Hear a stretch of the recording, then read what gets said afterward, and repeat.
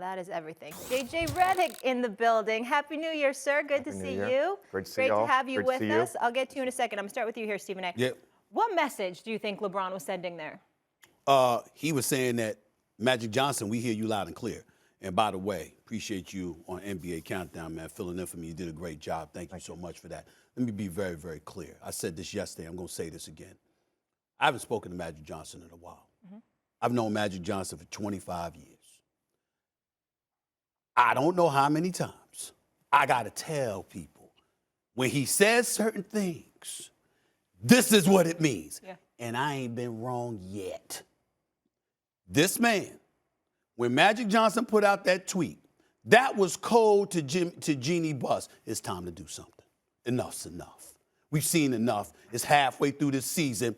When you start questioning effort, that's a huge, huge problem. This is one of the things that I point out, JJ, and you know this. You don't have to co-sign this or whatever. I'm doing this, all right? Everybody ain't the same. Discipline matters. When you play in Los Angeles for the Lakers, there's a lot of distractions, okay? And you got to be focused. And everybody ain't that way, especially when they win. And since they have won the championship in the bubble, they hadn't been the same.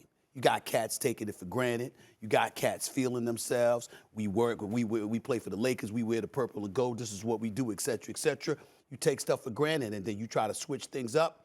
And what happened? We can never question the effort of Russell Westbrook, ever. He brings 100% every day.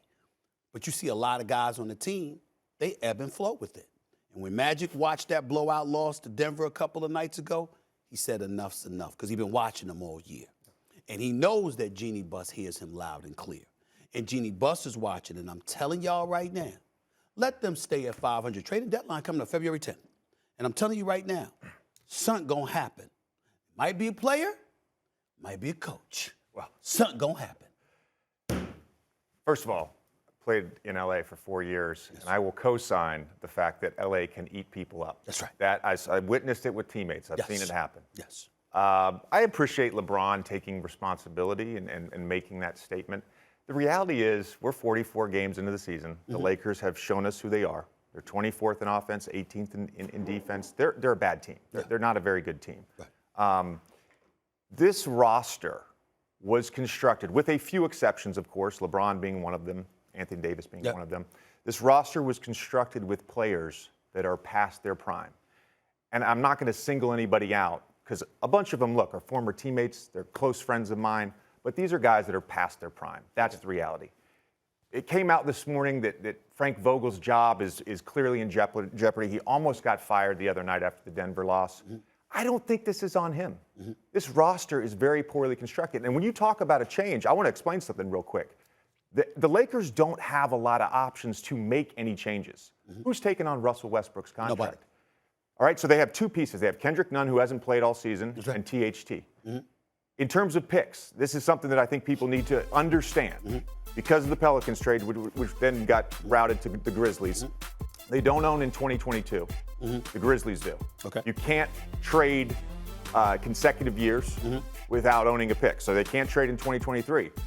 Pelicans have the option to defer 2024 to 2025, which means the Lakers can't technically trade 2026 first-round pick either. So the first-round pick they can trade is 2027. Okay. With THT as an option, Kendrick Nunn, who's been hurt all season, and Russell Westbrook making $45+ million a year. There's just not a lot of options to improve this roster. Okay. The last thing they have is a trade exception in the Marc Gasol trade, $2.6 million. Okay. That's not going to bring back anybody of any importance.